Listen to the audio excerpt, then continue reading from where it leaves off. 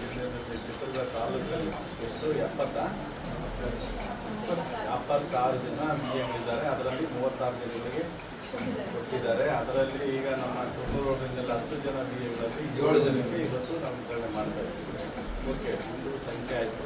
ಈಗಾಗಲೇ ನಿಮಗೆ ಗೊತ್ತಿರುವಂತೆ ಈಗಾಗಲೇ ತಹಸೀಲ್ದಾರ್ ಪ್ರಾಸ್ತಾವಿಕವಾಗಿ ಮಾತನಾಡಿ ಏನು ಲ್ಯಾಪ್ಟಾಪ್ ಯಾತಕ್ಕೋಸ್ಕರ ಸರ್ಕಾರ ಕೊಟ್ಟಿದೆ, ಏನು ಗ್ರಾಮಾಡಳಿತಾಧಿಕಾರಿಗಳು ಏನಿದ್ದಾರೆ ಇತ್ತೀಚೆಗೆ ಎಲ್ಲ ನೀವೆಲ್ಲ ಸ್ಟ್ರೈಕನ್ನು ಕೂಡ ಮಾಡಿದ್ರೆ ನಮಗೆ ಕೆಲಸದ ಹೊರೆ ಜಾಸ್ತಿ ಆಗುತ್ತೆ ಇದಂತೇಳಿ. ಅದರಲ್ಲಿ ಇದು ಒಂದು ಬಹುಶಃ ಗ್ರಾಮಾಡಳಿತಾಧಿಕಾರಿಗಳಿಗೆ ಕೆಲಸದ ಒತ್ತಡ ಈಗಾಗಲೇ ನಮ್ಮ ಕರ್ನಾಟಕ ಸರ್ಕಾರ 2023ರಲ್ಲಿ ಬಂದು ಅದಕ್ಕೆ ನಮ್ಮ ಕಂದಾಯ ಸಚಿವರು ಭಾಳಷ್ಟು ಕ್ರಿಯಾಶೀಲರು.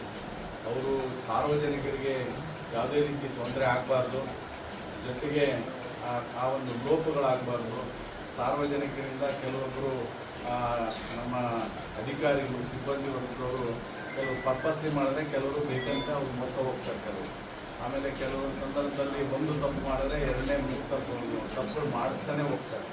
ಹಾಗಾಗಿ ಅವರಿಗೆ ಒಂಥರ ಪ್ರೊಟೆಕ್ಷನ್ ಇದ್ದಂಗೆ ನಿಮ್ಗೆ ಆಯುಧ ಇದೆ. ಬಹುಶಃ ಇದೆಲ್ಲ ಇರಲಿಲ್ಲ, ಕಂಪ್ಯೂಟರೈಸೇಷನ್ಗೆ ಎಲ್ಲ ಭಾಳ ದಿವಸ ಆಗಿದೆ.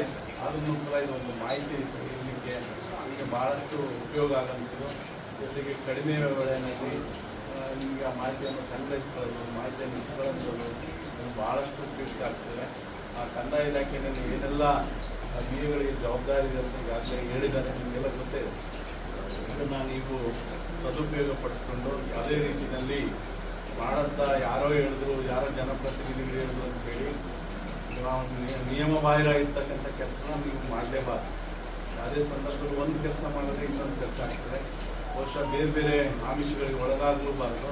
ಒಟ್ಟಾರೆಯಾಗಿ ನಿಮ್ಮ ಜವಾಬ್ದಾರಿ ಸಾರ್ವಜನಿಕರ ಒಂದು ಹಿತವನ್ನು ಕಾಯ್ತು ಅಂಥ ಕೆಲಸಗಳನ್ನು ಮಾಡಲಿ, ಅದು ಉಪಯೋಗ ಆಗಲಿ ಅಂತೇಳಿ ಇದನ್ನು ನಿಮಗೆ ಕೊಟ್ಟಿದ್ದಾರೆ. ಇವೆಲ್ಲ ಅದರ ಒಂದು 36 ಬಿಟ್ಟರೆ ಇನ್ನು